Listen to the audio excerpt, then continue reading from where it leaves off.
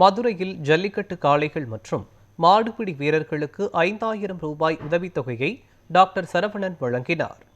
அதிமுக பொதுச் செயலாளர் எடப்பாடி பழனிசாமி அறிவித்துள்ள தேர்தல் வாக்குறுதியில் ஜல்லிக்கட்டு காளைகளுக்கும் மாடுபிடி வீரர்களுக்கும் நலத்திட்டங்களை அறிவித்ததை எடுத்துக் கூறும் விழா மதுரையில் நடைபெற்றது.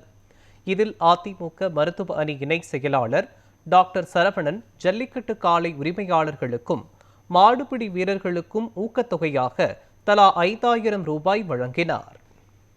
மாடு வளர்க்குறது எங்களுக்கு ரொம்ப சிரமமாக தான் இருந்துச்சு. ஒரு நாளைக்கு செலவு எவ்வளோ பண்ணுறோம் நாங்கள் மாட்டுக்கு ஃபுல்லாக.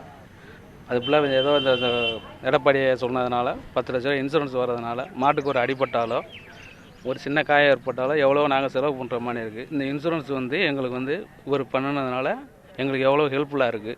சரவணன் சார் இப்போதைக்கு எங்களை மாடு வளர்க்குறதுக்காண்டி ஊக்கத்தொகைப்படுத்துறதுனால எங்களுக்கு ரொம்ப சந்தோஷமாகவும் இருக்குது.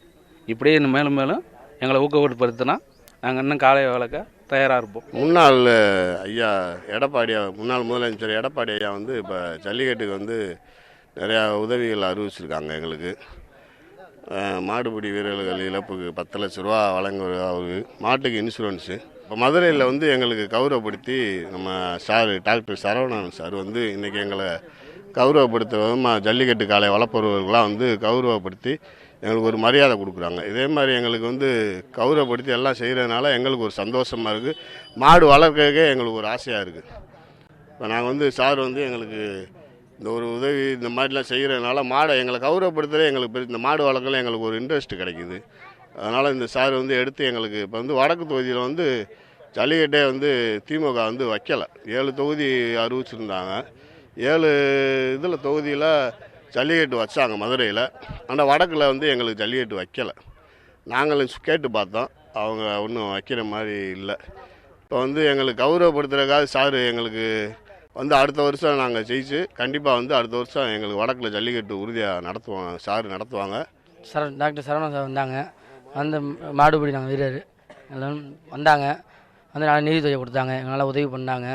அதே மாதிரி சொன்னாங்க, மாடுபிடி வீரர்களுக்கு இப்போ எடப்பாடி ஐயா எல்லோரும் 10 லட்சம் நிதி சொன்னாங்க. அதனால் சந்தோஷம்தான். அது ஒன்று. வீரர்களுக்கு காயம்பட்டா ஃபஸ்ட் எய்ட் சொன்னாங்க. அது ரொம்ப சந்தோஷம்தான். ஏன்னா எடப்பாடி ஐயாலாம் வந்தால் நல்லா இருக்கும். ஜல்லிக்கட்டு அதிகமாக நடக்க மாட்டுது.